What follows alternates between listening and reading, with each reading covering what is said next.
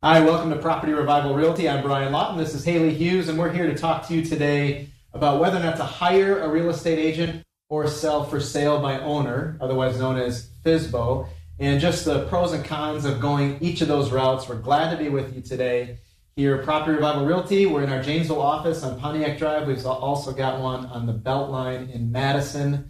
So Haley, we're going to talk to everybody about hiring a real estate agent, which is what we hope they do. Yep. Or trying to do it on their own. Yep.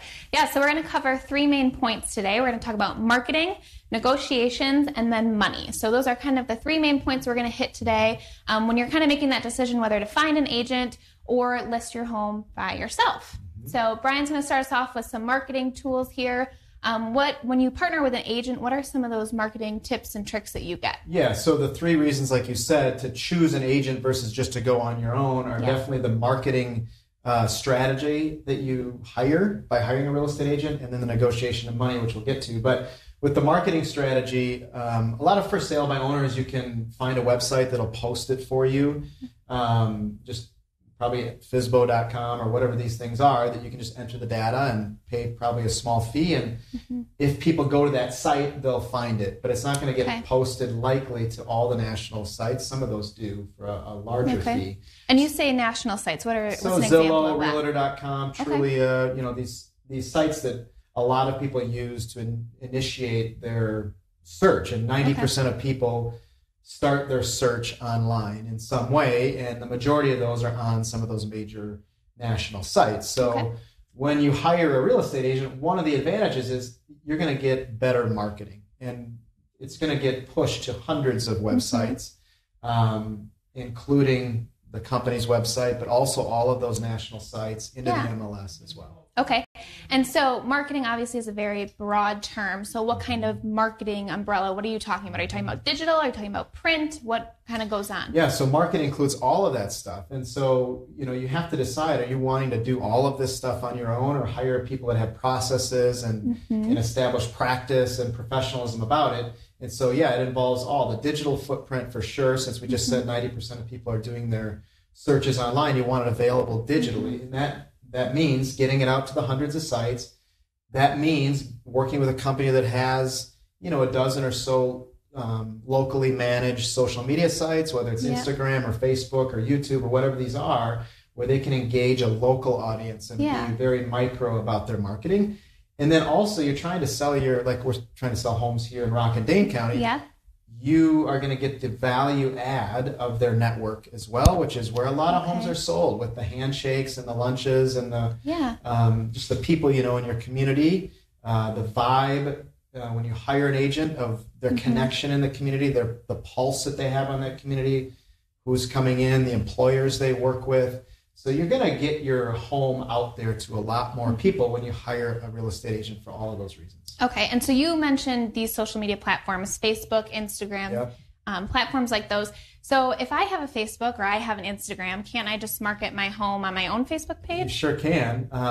You can, and you see that all the time. And so I think there's really two pitfalls to that. Number one, your network, as big as you think it is, unless you're something pretty major on social media. Thank you. It's just very limiting. We're not talking about one person's social media, because if you get into a real estate agency, we're talking about everybody's social media page that they're going to be sharing on.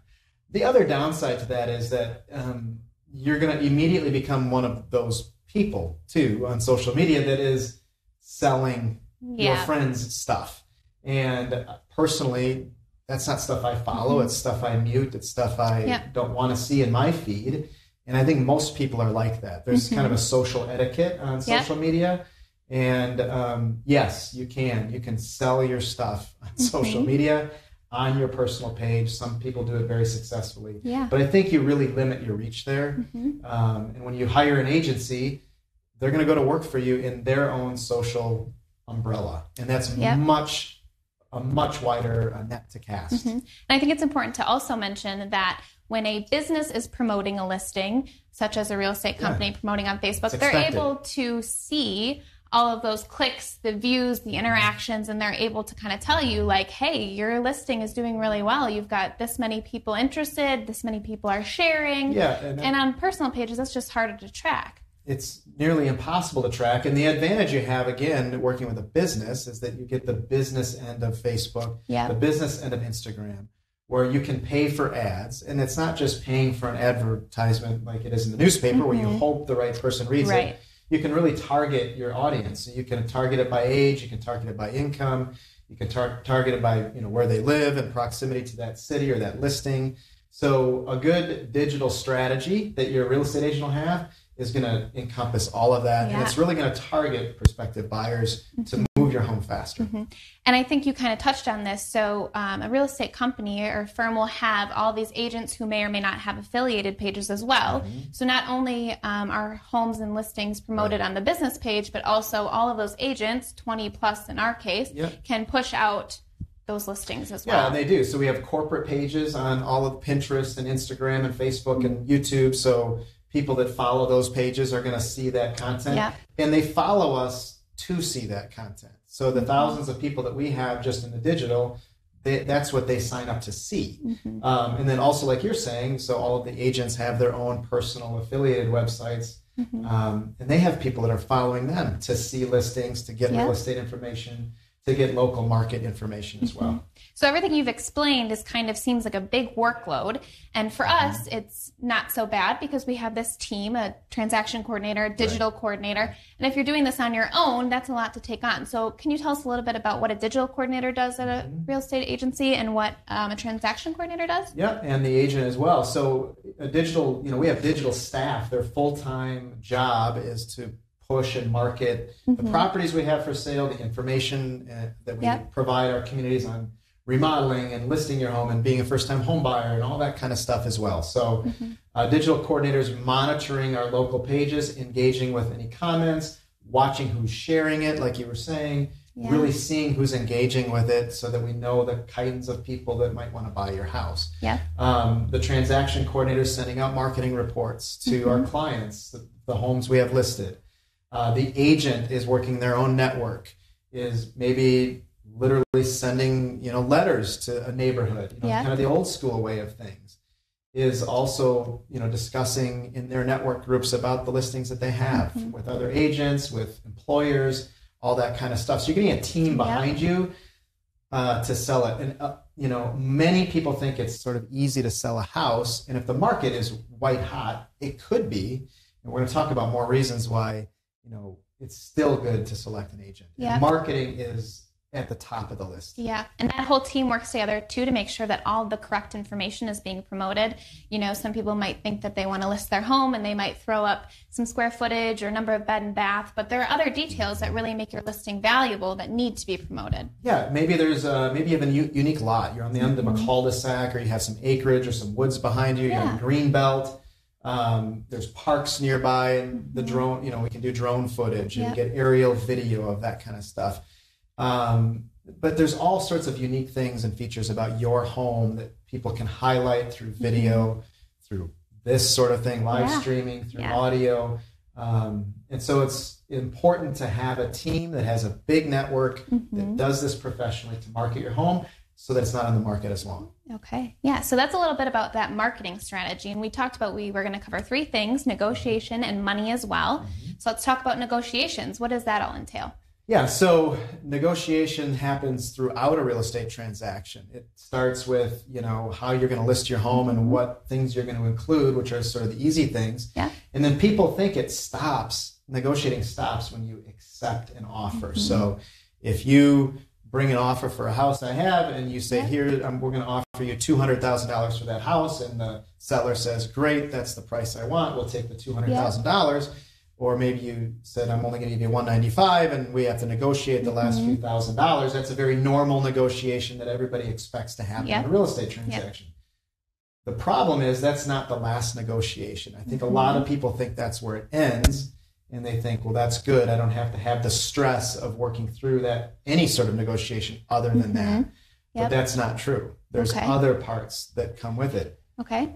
Next comes a home inspection. All right. Yeah. And you're going to have a stranger walk through your house and tell you all of the things that are wrong with your house. You love your house. There's emotionality there connected to your home that, maybe you've replaced some things and maintained it and it's very close to your heart.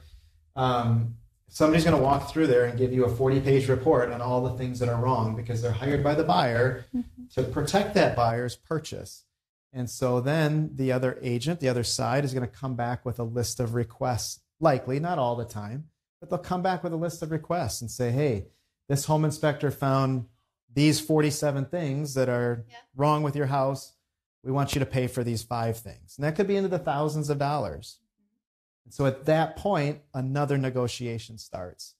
Are you just going to pay for those things? Are you going to repair them on your own? Are you going to decline that? And an agent has a lot of experience with that.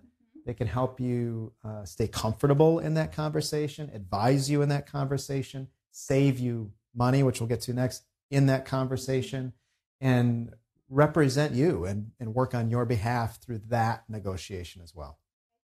And there's also negotiation when it comes to the appraisals and things in that nature. Yeah, so the next step is that your buyer probably has a lender. They have to work with a bank to get the money, and the bank is going to hire an appraiser to say, go let us know the value of that property to make sure our loan is going to be, our money is protected. So, and then that's going to come back and you hope the numbers work out, but they might not.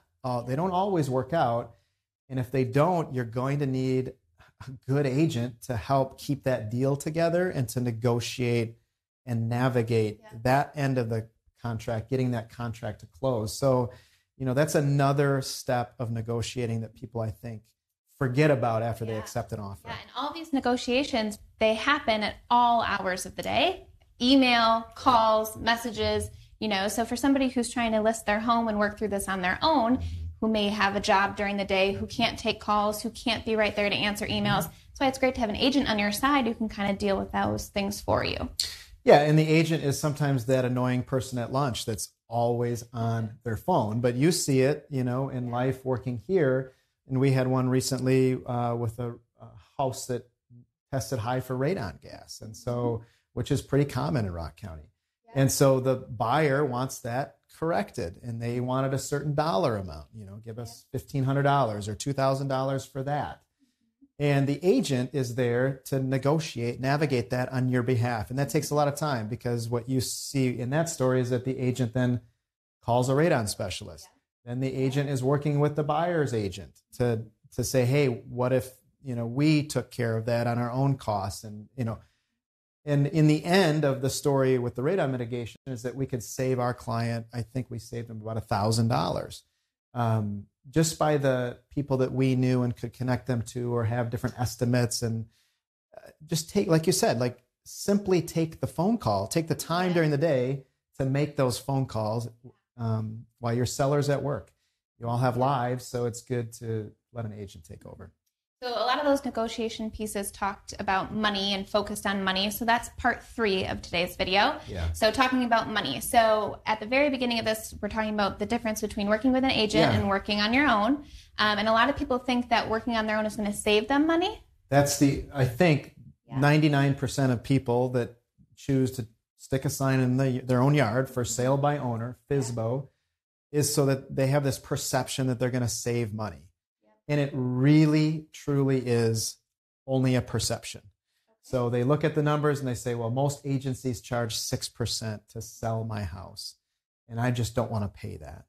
And the reality is they're already going to pay some of that percentage in other closing costs, or if they're signing up for a FSBO service, or maybe they're doing a limited service sort of contract. But that's only perception.